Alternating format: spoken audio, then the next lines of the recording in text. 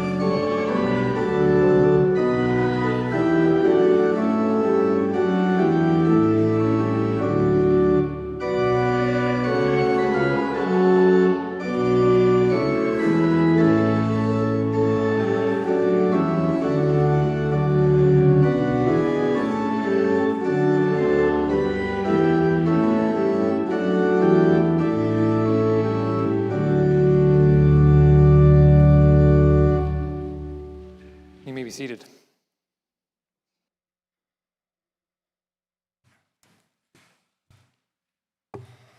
Welcome to First Congregational Church of Anchorage.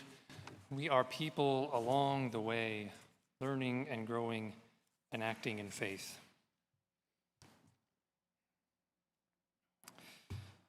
For your information, if you're not familiar with the building, there are restrooms downstairs. There is an elevator just past the stairs for your convenience. If you need anything during the service, Paul and Amana are in the back by the door with usher name tags on, and they can help you with just about anything. And if you feel comfortable doing so, following the service, we will join downstairs in Carrymead Hall for a reception. Now here, there may be some almond roca, although I didn't see it. So I was promised almond roca, but on that note, let our service continue. If you would, remaining seating, you can join me in our responsive reading. The Lord is my shepherd, I shall not want. He makes me lie down in green pastures. He leads me beside still waters, and he restores my soul. And he leads me in paths of righteousness for his name's sake.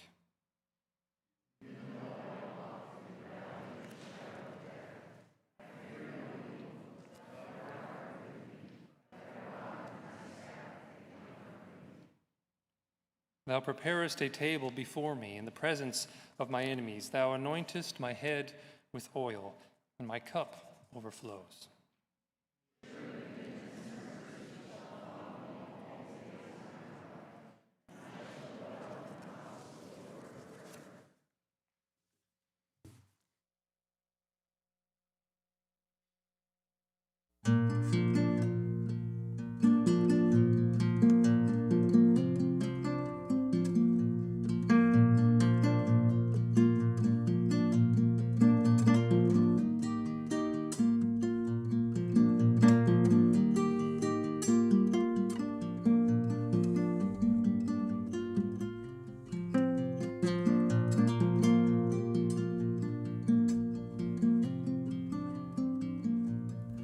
When I die, let them judge me by my company of friends.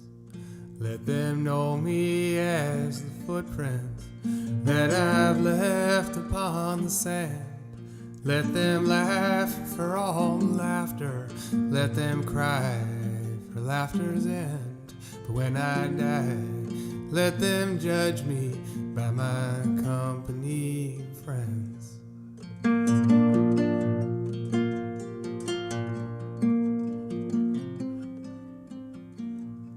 When I die, let them toast to all the things that I believe. Let them raise a glass to consciousness and not spill and drop from grief. Let the bubbles rise at midnight. Let their tongues get light as thieves. But when I die, let them toast to all the things that I believe. 'Cause I believe in restless hunger.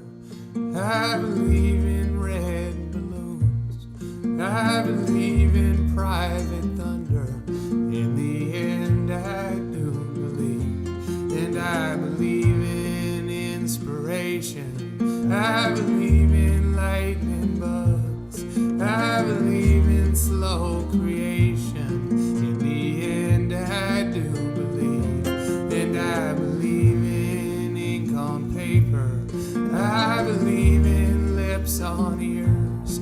I believe what's shared is savored. In the end, I do believe. And I believe in work on Sundays. I believe in raising barns. I believe in wasting Mondays. In the end, I do believe. And I believe in intuition. I believe in being wrong. I believe in contradiction. In the end, I do believe. And I believe in living smitten. I believe all hearts will mend. I believe our book is written by our company of friends.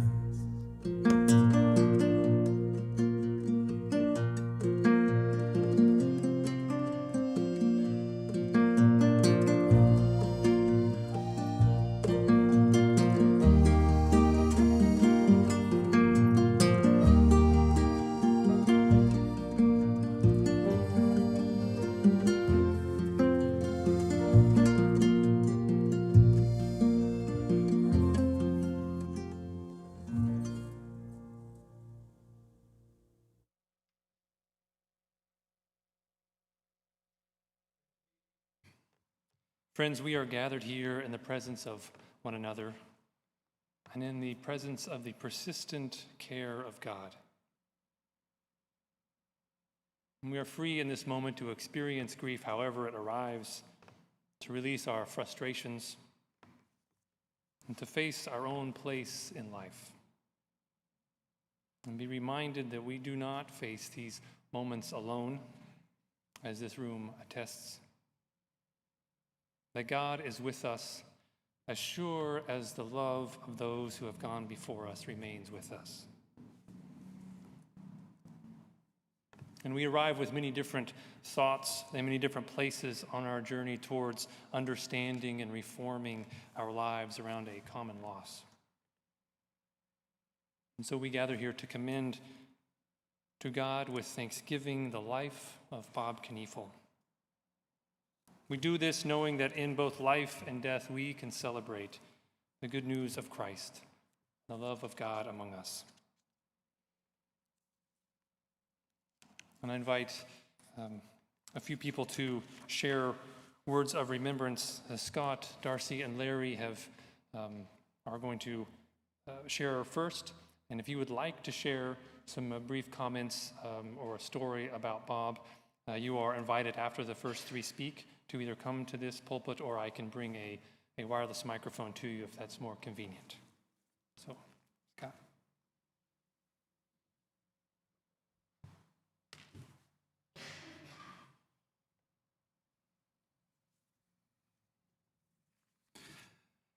Okay. This was a cruel joke on my father to have me do this. He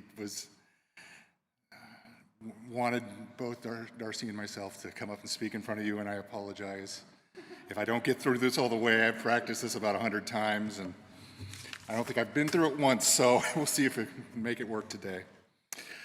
The following is a quote from Athena in the Odyssey. "Few sons indeed are like their fathers. Most are worse, few better than their fathers." I'm an English teacher by trade, so you're going to have to forgive me for reverting to treating this like a speech that I might teach in my freshman English class. One of the tricks of the trade that we cover with our students is to start with a quote. We call it the hook, and it's supposed to draw the audience in and make them more interested in what you're about to say. The quote in question is from the first book of the Odyssey, where Odysseus' son Telemachus is doubting his worth in comparison to his legendary father. I've taught this text for 23 years, and every time I come across this quote, I have identified with Telemachus' dilemma. I've sought to achieve the success in life, work, and with my family that my father did, and always wondered how I stacked up in comparison. I'm proud to say that I'm not even close. How can anyone live up to the legend of Bob Kniefel? Now, this is not to say that Dad was without his imperfections, but somehow these imperfections seem perfect in this moment. As the first of many to pass the Bob Kniefel School of Driving, I remember the first and most important rule that he would instill on all of his pupils. Do as I say, not as I do. Heeding this advice, I was able to pass my driving test with a perfect score of 100. It's that simple rule, thankfully, that I've learned applied only to the realm of driving. For directions on how to be a great man, husband, and father, I have found that just the opposite is true. First and foremost, I have known and appreciated my father as a family man.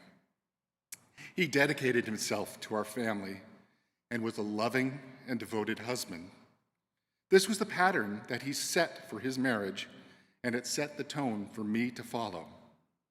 Mom and Dad didn't argue. Twice, but they loved spending time together, and while there was a genuine appreciation of their differences, there was really more of a focus on what brought them together. I never questioned that Mom and Dad would be together forever. I just wish forever was longer than the 51 years that they had. Half a century seems half as long as they truly deserved. In his final days, Dad wasn't concerned with himself. He focused his concern on Mom and that she was going to be taken care of when he was gone. I can't imagine a better father than my dad. He loved us unequivocally and never failed to show it. He was kind and gentle, even in the moments when our actions might deserve the exact opposite. He was there at all of our activities, even if it involved camping with the Scouts at 0 degrees outside. He was not only at all of my wrestling matches, but he helped to run the booster club that supported our team. As a young child, I had fond memories of him waking us up one morning and announcing, "Today is Kids' Day." It was a made-up day that he created that involved waking up to fresh scratch buttermilk pancakes, a run to Pay and Save for the toy of our choice, a trip to Valley of the Moon Park, followed by an afternoon of video games and pizza at Chuck E. Cheese, and a final stop at Baskin-Robbins on the way home. His joy of being a father was so transparent that quite often it was transferred to others. Our friends were welcomed into family activities with open arms, and my best friend Eric was fortunate enough to become a second son. While his skill as a father was never in question, his ability to be a grandfather was unparalleled. He would love to take the kids out to a movie. He had them over for overnights on birthdays. He would make a McDonald's run for apple pie whenever the call came in, and sometimes he created those calls himself. And he served as the chief driving instructor for our brood. He was a sounding board for all of our children and always had helpful advice for his grandkids. Catherine and I have 8 grandkids altogether, and we adopted 5 of them. At some point, when we'd introduce each new one to the family, I quite expected that he would tell Catherine and me, "Are you guys totally insane?" But it was quite the opposite. With each one that we brought into the family, he welcomed them with open arms. He treated each one as an instant part of the family and gave them love from the moment they walked through our door. In my years as an adult, I genuinely enjoyed spending time with my father. He would come over for Seahawks games. We had family dinner every Sunday. And in the last couple years, we had started to do woodworking projects together.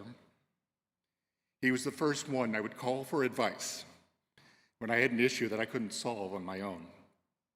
He was always there to pick me up if I felt down, and it was there to celebrate all the victories in my life. One of my fondest memories will always be our road trip from Spokane to Anchorage after I graduated from college. Fueled by Mountain Dew and the music of George Thorogood, we made a 2,400-mile trip in 42 hours. We talked endlessly about life and focused on all the good things that were about to come my way. And while we eventually started to hallucinate due to a lack of sleep and almost plunged over a cliff while Dad fell asleep at the wheel, I would give anything to relive those 2 days. I've only felt his absence for a couple of days, but it feels as though there's a hole that will never be filled. Since Dad was well known and loved when I was growing up, I quite often was identified as Bob's son, as in, "Oh, you're Bob's son." I longed for that moment when I was young where I would be known as Scott, or perhaps he would be known as Scott's dad. We were walking through Fifth Avenue Mall doing some shopping for the Christmas season when I was doing my student teaching. And a student of mine saw me and waved and said, "Hi, Mr. Kniefel." Not missing a beat, my father waved back and said, "Hi." I was secretly bursting with delight inside when I got to tell Dad, "No, that's for me. I'm Mr. Kniefel." I thought for one brief moment I had surpassed my father in fame, but ultimately that moment was shattered when I saw the student the next day in class. She came up to me and asked, "Was that guy I saw you with at the mall on the Fox 4 Kids Club?" I told her it was my dad and then that yes, he had been on that show. She started giggling and said, "I can't believe you're related to Busboy Bob." That is so cool. And while I might not have thought it in the moment, looking back, it was cool. There was no greater honor in my mind than being known as Bob's son. How can I best honor the life that my father led? I could have a stash of purple felt-tip pens in every drawer. I could have a secret stash of candy orange slices hidden from my mom. Or I could go around saying, "Don't you just love it, chicka boom, boom, boom." But those are the cute, idiosyncratic things that always bring a smile to my face. To truly honor the man that he was, I will spend the rest of my life honoring and loving my wonderful wife, Catherine. I will find joy and always do my absolute best in my job. I will love my children with an open heart and be there to support them in their passions. But most of all, I will live life with a fervor and joy and pray that one day I am 1/10 of the man that he used to be.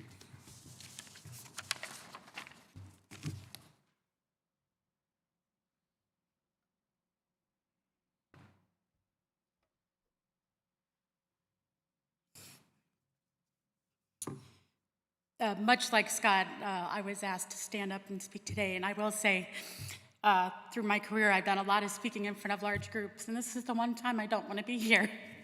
So bear with me. My dad was an amazing person.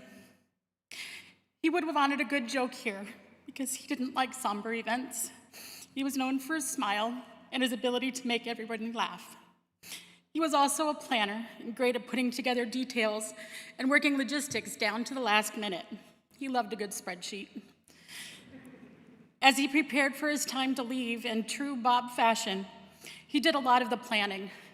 He wrote his obituary, he talked with us all about what songs we would go through today, and he went so far as to order his own urn off of Amazon. It arrived last Sunday, proving you can truly get anything on Amazon. Being that great planner was reflected in his life in many ways over the years.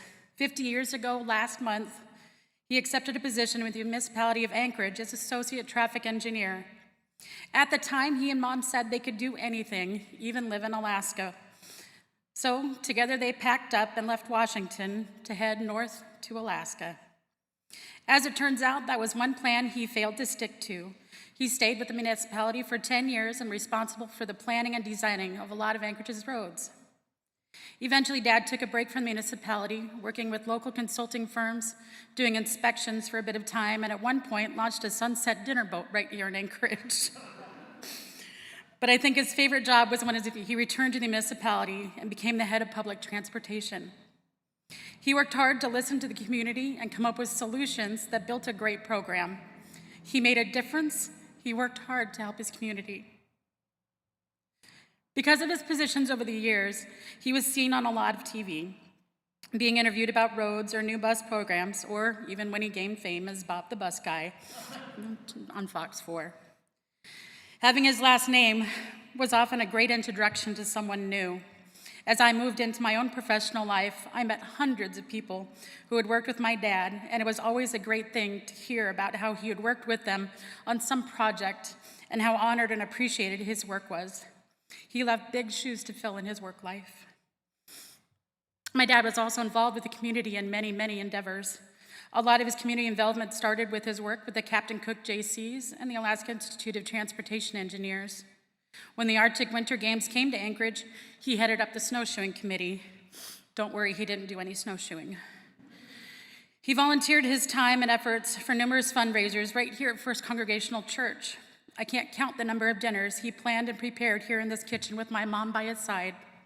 I definitely remember the weekend we spent here with a crew of volunteers rebuilding that very rear DOS. Through everything, my dad will always be remembered as a fun-loving man. He had an amazing family life, and we loved him dearly.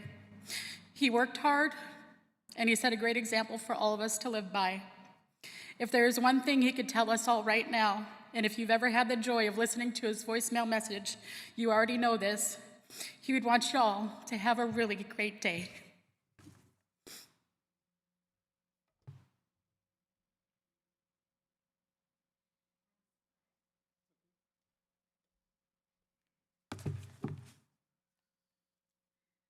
Bob was smart. And you might know about his engineering and everything, but this is the kind of smart that Bob was. We were in Puyallup at his family home going to a wedding. My mom, me, Claudia, and Bob. And Bob was downstairs and he yells up, "Do I have to wear a tie?" And my mom yells back, "Yes, and if I had my way, you'd shave off that beard." He came up with a tie on and the beard off. He knew you better stay on the right side of your future mother-in-law. And he did for the rest of his life. Bob was adventurous. He wasn't one to sit around. We went camp clamming at Clam Gulch, and as you know, he had a license plate that said Crazy Bob. And he was a little crazy. When you drive on the beach in an Audi, and everybody's going, "Bob, Bob," and he's just mowing down the beach. We went camping in a pop-up at Finger Lake. We went to the Alaska State Fair with them. Now, you gotta watch out, because you might come home with a fifth wheel from there. We took the road trip to Dawson, which was quite an adventure because we had a van that kept stopping along the way. And there was nowhere on that road to get anything fixed. We finally made it to Dawson after a lot of laughter because, why worry about things you can't do anything about? Did I say it was adventurous? He and Darcy had to try a drink called the sour toe, which involved whiskey and a real-life toe that you had to drink until it touched your lips. That was Bob. We went dip netting in the Kenai, and Bob made sure we had the best dip nets. And boy, could he fillet a salmon, and a lot of them. We went on 3 cruises with Bob and a group of people. We went to Australia, New Zealand, the Baltic, and the Inside Passage. And if you were among his group, you got a spreadsheet that told you when everybody was arriving, where all the stops were. He loved spreadsheets. Bob was helpful.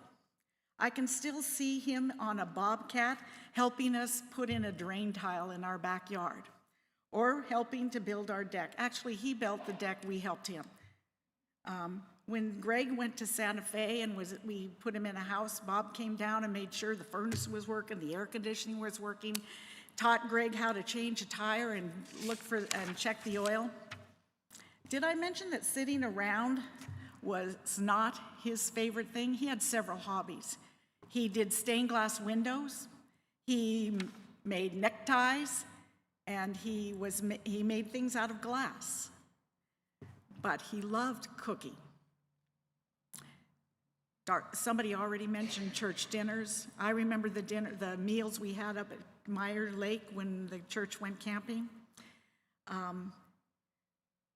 I still have a recipe for salmon that involves a whole lot of butter and onions, which is delicious. I still make his dressing at Thanksgiving. Of course, I have to par it down about 1/8 of what he made. I can still see him grilling Azeka's ribs in Hawaii.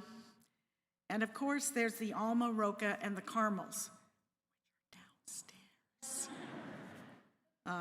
But Bob loved to cook, but he did not like to clean. And I can attest to that after cooking lobsters that Darcy brought back from Maine. My kitchen was a mess. Donuts on the first snow. And peach jam, making peach jam. I had a kitchen that was so sticky, oh my gosh, but he was a great cook. But the best thing about Bob is that he loved my sister.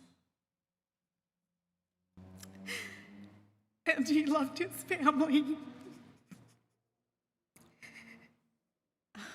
And Larry and I got to be a part of that family. So I will remember the fun and the laughter and the adventures and love.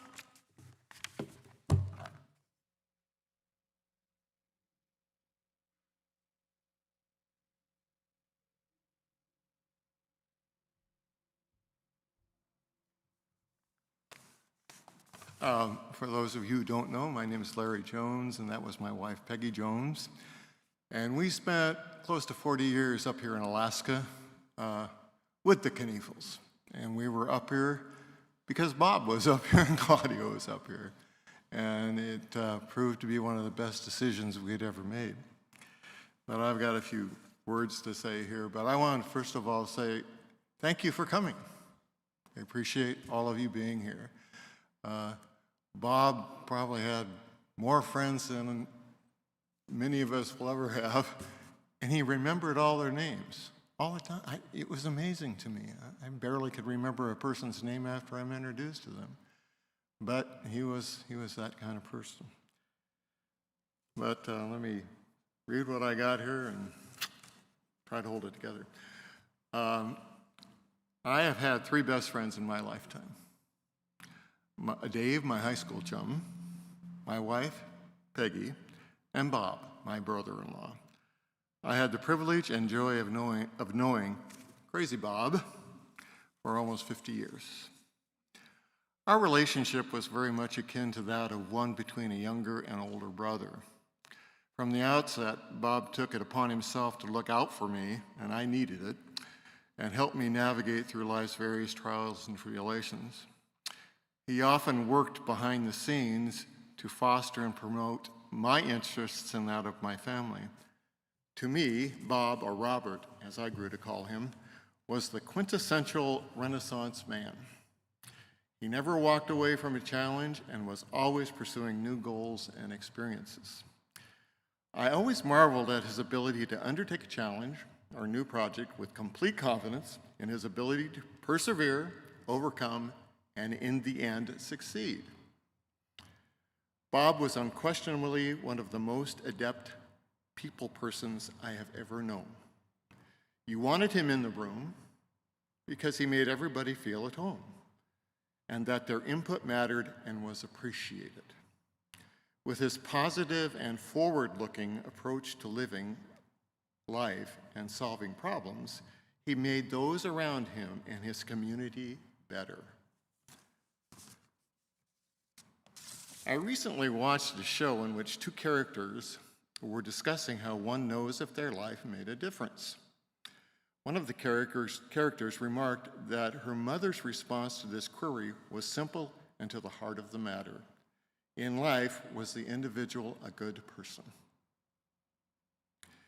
In today's all too often fractured society and world, I can say without reservation that Robert Kniefel, Crazy Bob, the better half of our Off Brothers partnership, will forever be remembered by all who knew him and loved him as a good person.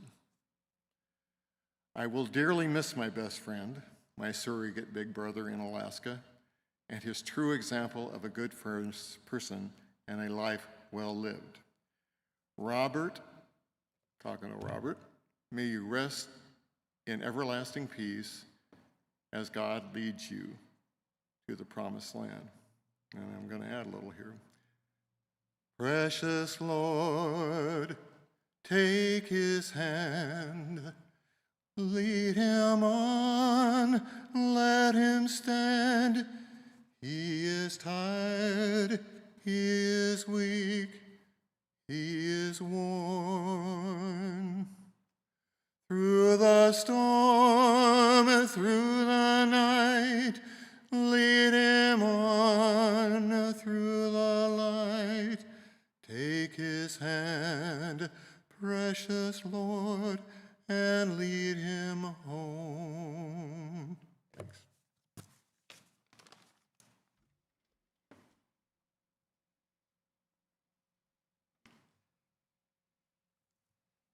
Anybody else would like to share any thoughts or words? You can feel free to come up. Yeah, Grant.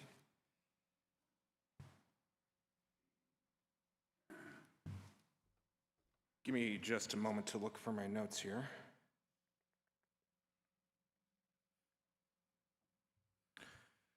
My grandfather was a gift to the world.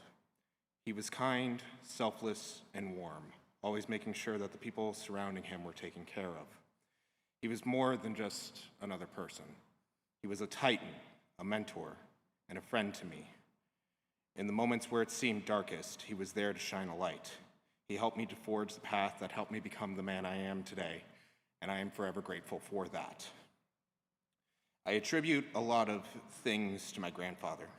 He's the reason why I love Bob Dylan, as he would play the song Lay Lady Lay on our road trips. He taught me how to drive, telling me to do as he said, not as he did. And it was during these excursions that he would take me to McDonald's for Diet Coke and apple pie, making sure to remind me that we didn't need to tell Grandma about this. He is the entire reason why I made it through high school math. He would always be there to tutor me through the weekends, even though I didn't understand anything that he was saying. During our last conversation, he told me that my future was in literature and that I need to write to create change. He wanted me to think outside of myself and to help to push to create a better world. I will continue to do so until the end of my days, working hard to make sure that he continues to be proud of me. I love you, Grandpa. I miss you immensely, and I'm a little more lost now that you aren't here. I will put the work in so that one day I can be even a fraction of the man that you are.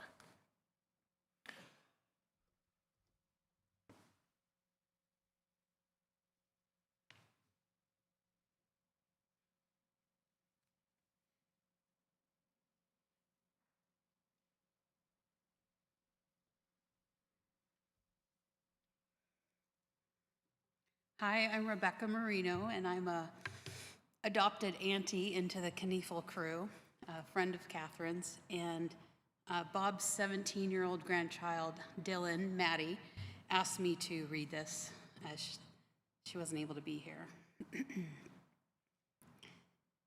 We as humans have an understanding, a rule, if you may. You are born, you live, and then you die. Death is something you can't avoid, and I'm no stranger to death. But just because we're aware of this rule doesn't make it any easier to deal with. Understanding of this rule doesn't make it less sad. Losing someone you love and care about is hard, but losing someone who loved and cared for you is harder. The warm feeling of love is gone, and it leaves you feeling empty, or like a piece of you is missing. My grandfather was an amazing man, a loving husband, and amazing father, and an even better grandfather. Above all, he was someone who cared about so many, and having this man care about you made you feel like everything was going to be all right. Throughout my entire lifetime, he was always there. He made it to all of my plays, never missing a single one, no matter how big or small my part was. He showed up to every sporting event and every event that us grandkids had. He took me and my siblings to movies and out to lunch. He taught many of us how to drive and how to make different pieces of glass art. He never missed a Sunday dinner or a birthday. I told him I always loved that about him. He said that's what family is. But he went above and beyond the line of family.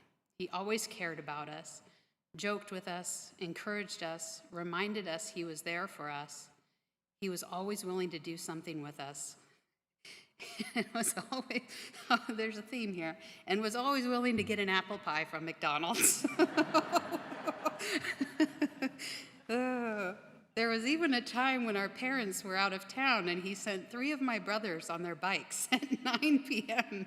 in their PJs to a McDonald's a few blocks away, just for some apple pies. I can attest to this because I watched the kids too, and they'd let me know what the grandparents would let them do to gauge what I could let them do. Towards the end of his life, people said to me that life isn't about quantity, but quality. While that is true, I wished it could be both.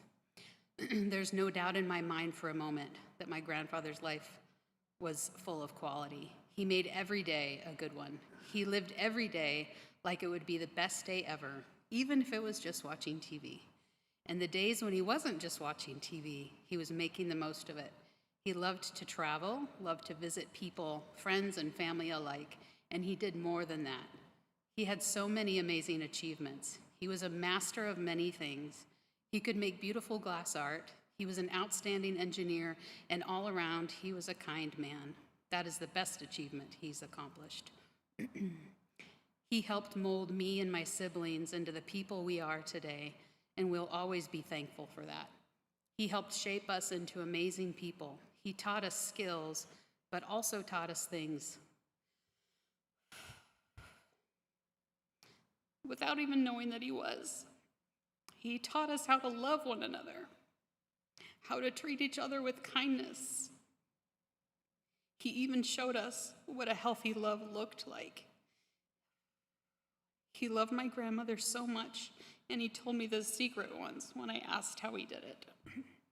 Never go to bed angry. Don't fight over the small things. Remember every anniversary and birthday, and remember her favorite flower and how she likes her tea. And I know that he lived by that every day. Loving my grandma like it was the last thing he'd do. And we're not the only ones who my grandfather has touched in life. Case in point, he was friends with almost everybody, being kind to everyone. He made people feel welcomed wherever they were. He made sure everyone was smiling and happy. He knew how to take care of others because that's what he was good at. He was good at making sure others were well. Overall, the way that I hope many remember him is the way I remember him, a great man who was loved by many, and in return, he loved many. And even though he has passed, he will always be here. When he left us pieces of him. He left us with memories and a feeling in our hearts, a feeling in our hearts, a feeling of knowing that a man who loved us for as long as his time on earth is watching over us.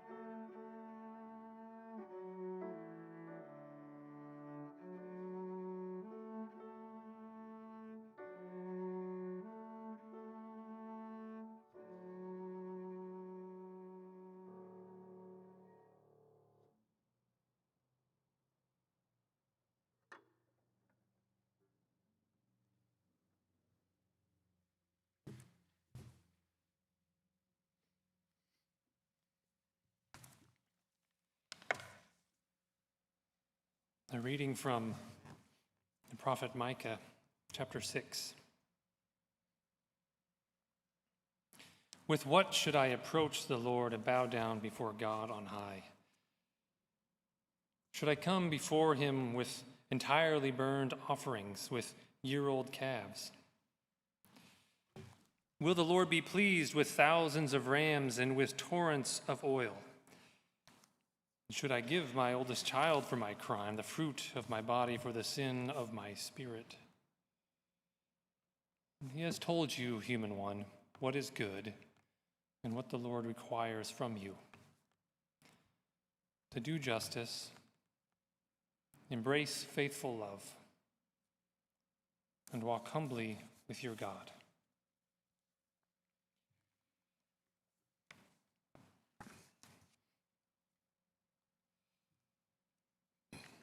Just a note to you all, Bob would have liked to have been here today, but he is currently waiting in line.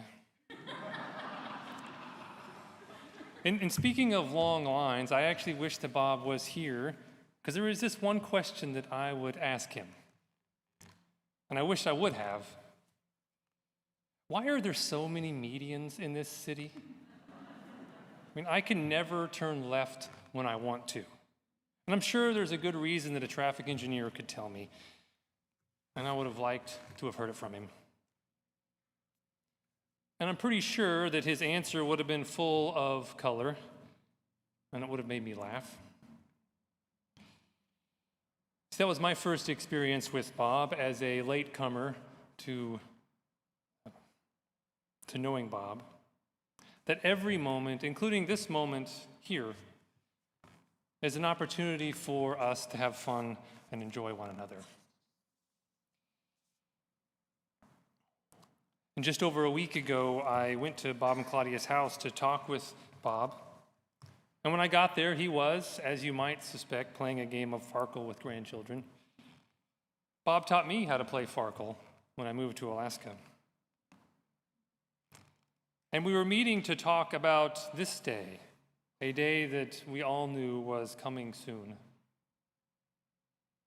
But it was a conversation pretty much like other conversations I have had with Bob. People were enjoying each other and happy to be spending time together.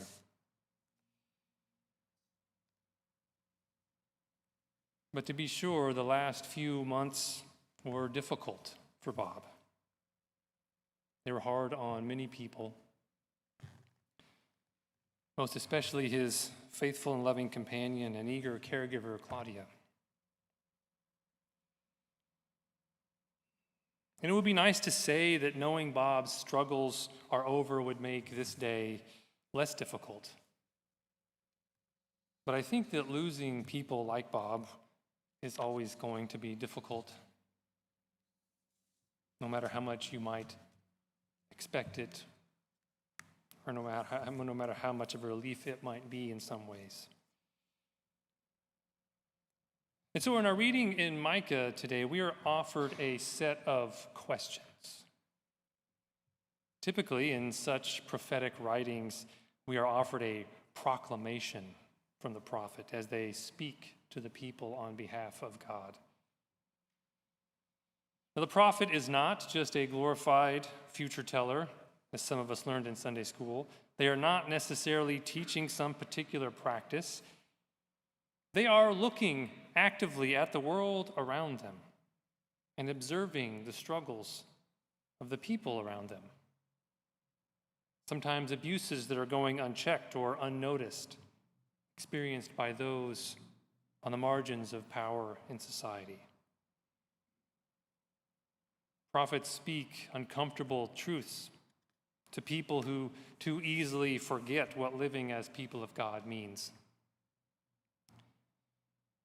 And they often warn about the current direction of things.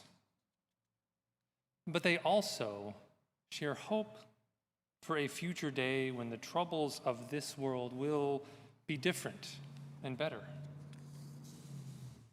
So Micah, in the middle of sharing these oracles of warning and promise, poses a series of questions on how they might help usher in such an outpouring of life into that day. into this opportunity to engage with one another. And so we might also ask, what is the way of worshiping God that is required of us? Should we bring something? How should we stand or kneel, perhaps? Maybe if we offered the right thing or had some special talent, that would be enough. But the answer given does not answer that question directly. It is not what I should bring, but who should I be? How do we frame our lives? When we enter into, and I believe that Bob saw relationships this way, but when we enter into the sacred space of relating and living with people around us, who are we going to be in that moment? And some of us might be able to buy many things or impress strangers with our resumes, but God does not need those things from us. They are not necessary to love another person. And what God requires is for us to live as though creating justice for those who are vulnerable and struggling is as necessary and normal as breathing. What God requires is that we embrace the life abounding in the faithful love of God. And for good measure, what is required is to understand that we are not God, that we do not understand everything, and to show up with humility, ready to learn and forever open to changing our hearts and lives. And so when I was sitting for a moment chatting with Bob and his family about this day, there were very few tears of sorrow being shared. Instead, there were accounts, much like the ones that you all and I heard, of just these kinds of personal traits demonstrated by Bob that the prophet is hinting at. There are stories of traditions and freedom found in the presence of Grandpa. There are some repetitive stories, too, which are always good. Dylan remembered the time that Bob and Claudia were babysitting, and the kids were sent out, apparently only 3 blocks, to buy apple pies from McDonald's. I've heard that story a few times myself because it's a good one. But it is a mission of trust and of utmost importance from a grandparent to a grandchild. Bob talked about Sunday family dinners and Donut Day.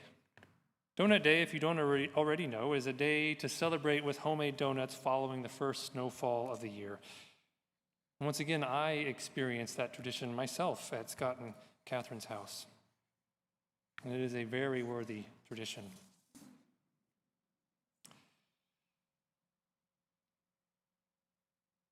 And Connor mentioned learning to drive at what I will title the Bob Kniefel School of Driving and Traffic Excellence. There are at least 6 alumni in this room who all drove here. So it's a pretty good graduation, right? The one story that Scott didn't mention, though, was that he may have been Bob's maybe first and potentially most challenging pupil.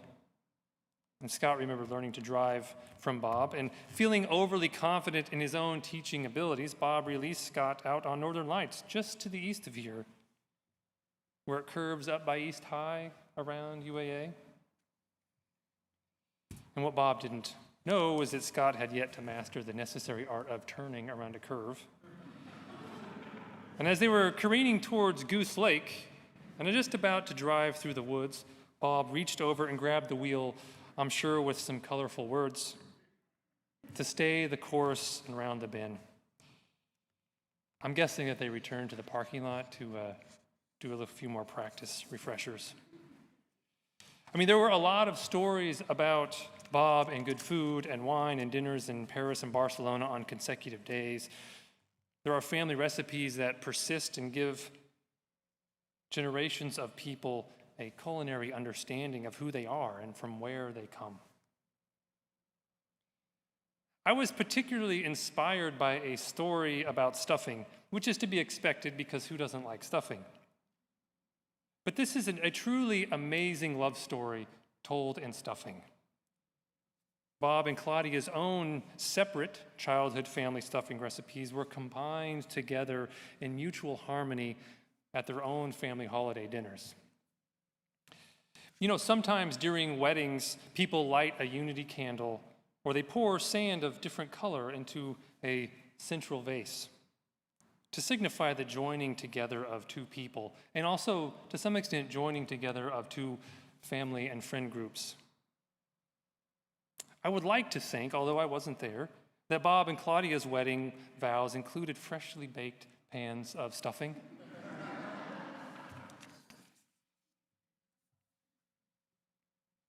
But underneath all of these stories, if you listen closely enough, through all of the memories shared and the traditions that people speak of, rests in part an answer to the question posed by the prophet Micah.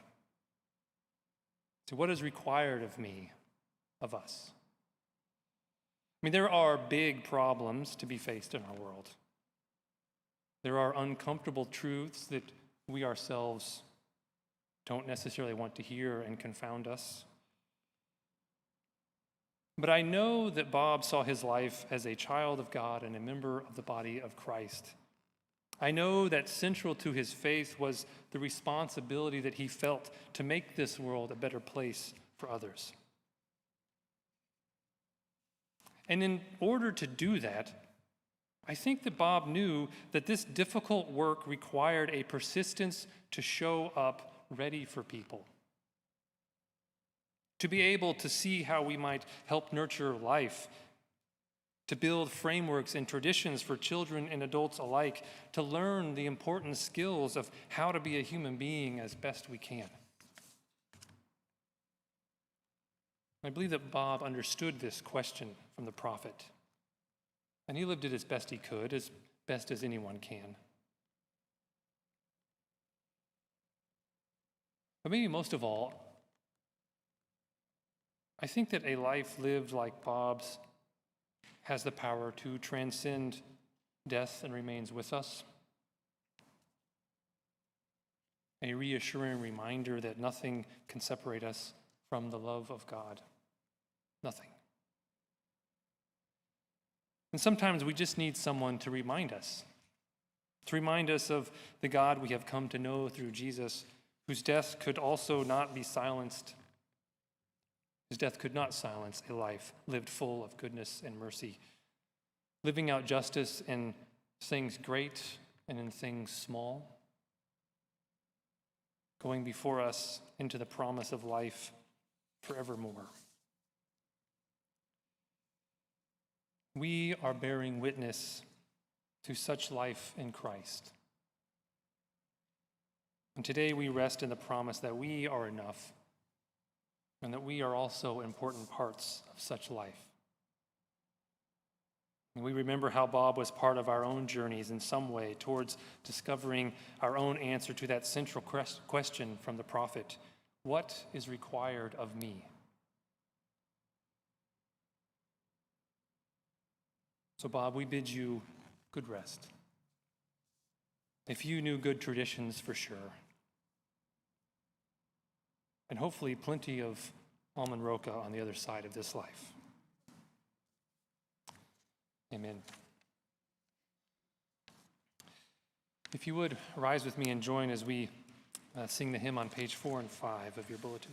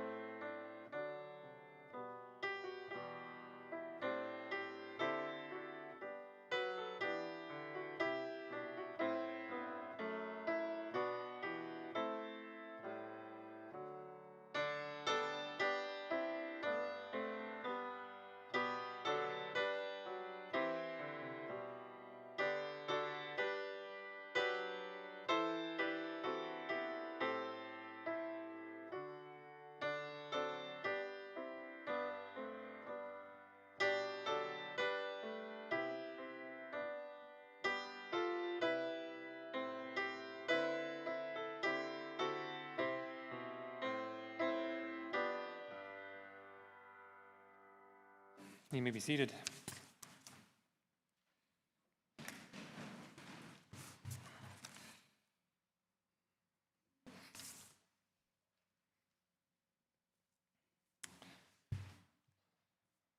We gather now to witness to the presence of God with us. And we come in silence, open to the ways of Christ indwelling among us.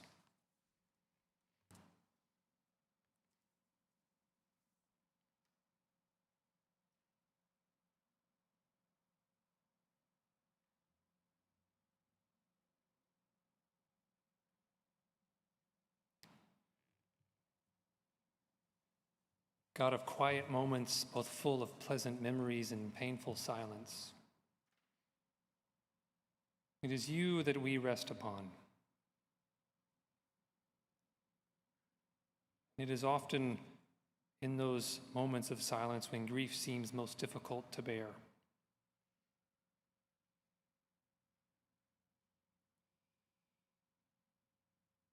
Yet just as you showed Elijah when he was on the run, when the wind howls in the trees and through the mountains, when the earth shakes under the weight of the passing of time, and when the fires rage in a fury that refuses to be quenched, you did not claim those forces of endless power,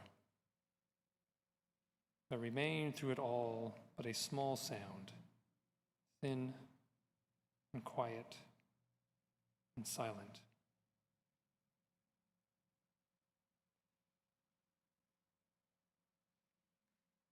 May your silence pass through the noise and chatter that so easily surrounds us, revealing the life that we have often missed, the life that we have been too busy to notice. May it pass through the unsteady moments when the fury of grief and pain threatens to overtake us. But also pass beside us, through the quiet moments when our minds race with thoughts that might as well be screams. Rest here with us for a moment. Remain with us for the next.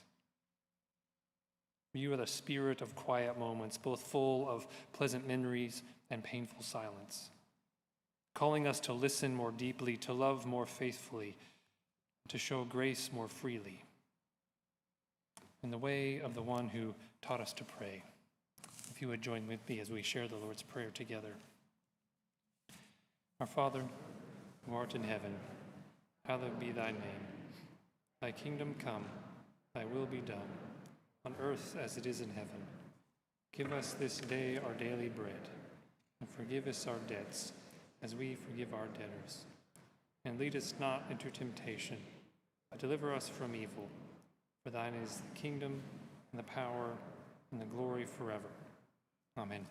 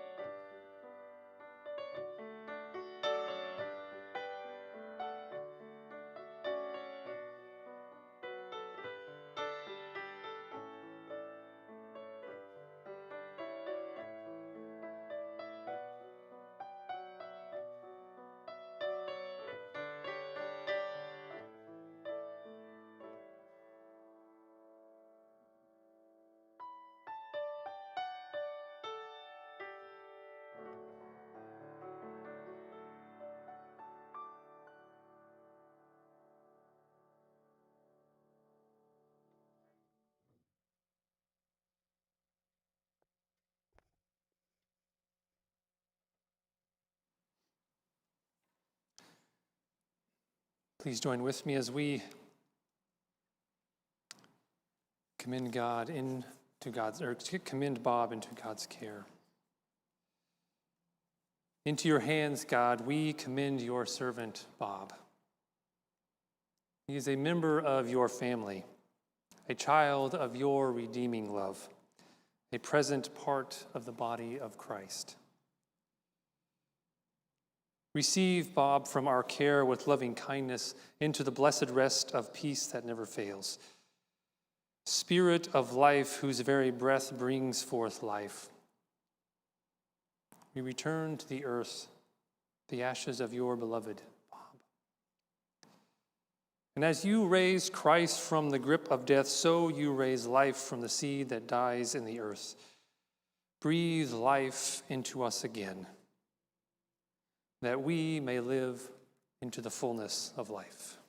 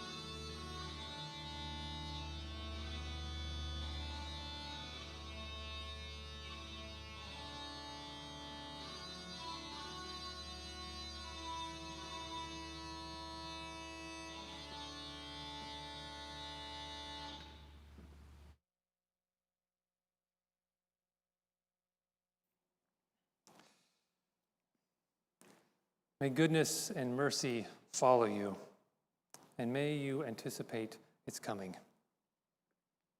Go in peace.